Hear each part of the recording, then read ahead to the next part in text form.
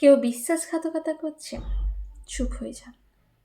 কেউ যন্ত্রণা দিচ্ছে, চুপ হয়ে যান।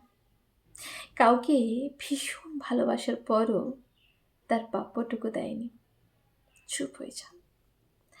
কেউ আপনাকে ভীষণভাবে অপমান করছে, চুপ হয়ে যান। কেউ ঠকাচ্ছে, চুপ হয়ে যান। কেউ আপনার নামে তুমুল মিথ্যে দোষারোপ করে যাচ্ছে, চুপ হয়ে যান। এমনভাবে নীরব হয়ে যান যে সে মানুষগুলো কোনো দিন আপনার শব্দ কিংবা ছায়া না থাকে। মৃত হয়ে যান ওদের কাছে।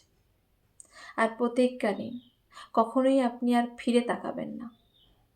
শুধু এই প্রতিজ্ঞাটা নিতে পারলে আপনি আর কষ্ট পাবেন না।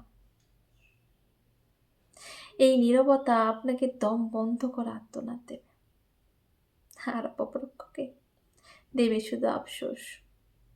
আমরা হারবার ভয়ে চিৎকার করে প্রতিবাদ করি, কিন্তু আপনি কি জানেন যে মানুষগুলো আপনাকে কখনোই মানুষ বলে মূল্যায়ন দেয়নি, দিয়েছে শুধু দম বন্ধ করা আত্মনাদ। তারা কখনোই আপনার কেউ ছিল না, কখনোই না।